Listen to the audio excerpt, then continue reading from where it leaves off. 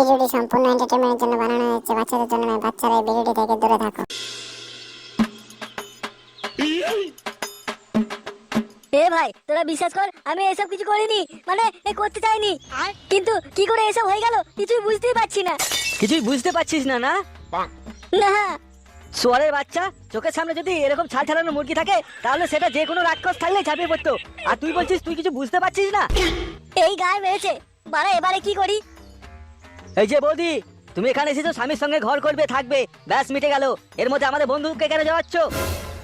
আহা, এমন করে বলছে যেন তোমাদের বন্ধু ধোয়া তুলসী পাতা। আমাদের এখানে আসার পর থেকেই আমি ভালো করে লক্ষ্য করে দেখেছি তোমাদের বন্ধু আমার ইঞ্জিনে মোবাইল খেলার জন্য কি রকম ভাবে ছটফট করতো। হ্যাঁ হ্যাঁ নয় হ্যাঁ, এবারে আমি কি করে এরকম সুবর্ণ সুযোগ ছেড়ে দিই বলো?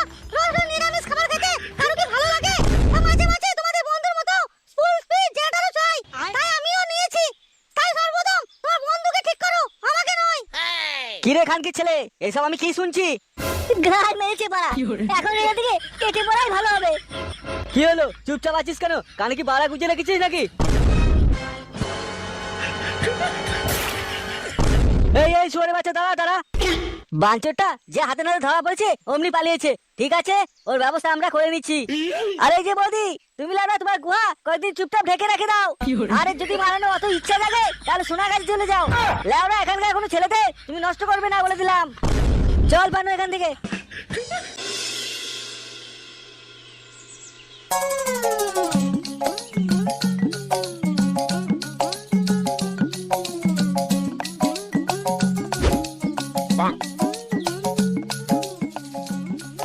কি গরম রে বাবা, লাউড়া এই গরমে বিচি টিচি সব শুকিয়ে গেল। কই গো গিন্নি, শুনছো? এক গ্লাস জল দাও তো। কই গো, বলি এক গ্লাস জল আনতে কি তোমার এত সময় লাগে? আরে দাঁড়াও দাঁড়াও, আমার কি দোস্ত খান নাকি? জলটা সাথলে এক্ষুনি যাচ্ছি। হ্যাঁ লাউড়া, ঠাপানোর বেলায় তো 10টা হাত 10টা পা বার করে তো বলার উপরে এসে উঠে বসে মারো। আর এখন এক গ্লাস জল দেওয়ার কথা বলতে গা জ্বলে যাচ্ছে নয়? বাবা এই গান হয়েছে লাউড়া। বোমা, তুমি আবার এরকম অবস্থা আমার সামনে এসেছো? বাবা এই নাও তোমার দুধ।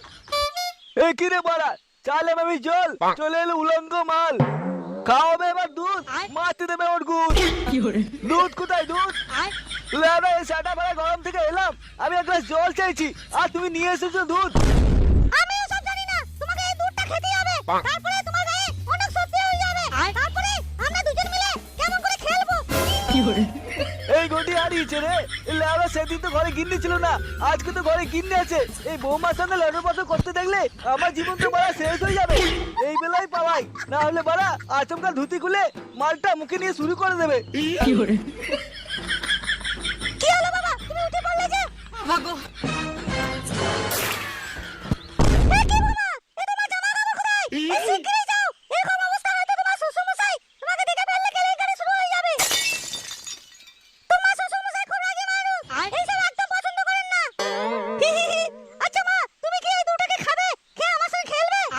না বৌমা, এখন হবে না, এখন ঘরে অনেক কাজ পড়ে আছে। বৌমা, এইগুলো মিটিয়ে নিয়ে তারপর তোমার সঙ্গে এসে খেলবো, ঠিক আছে? আমি জানি না, এগুলো আমার সঙ্গে খেলতেই হবে। এ কি মুশকিল বলো তো, এবার আমি সংসার কাজ ফেলে রেখে এখন ওর সঙ্গে খেলা করি।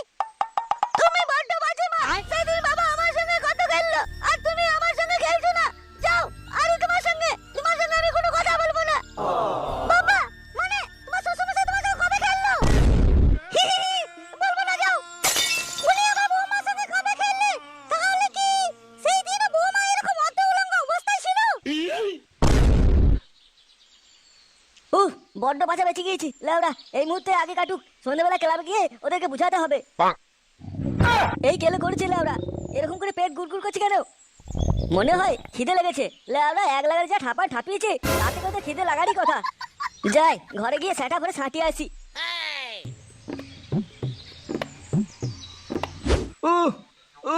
বাবা গো, লাউড়া এরা দেখছি একটু শান্তিতে থাকতে দেবে না।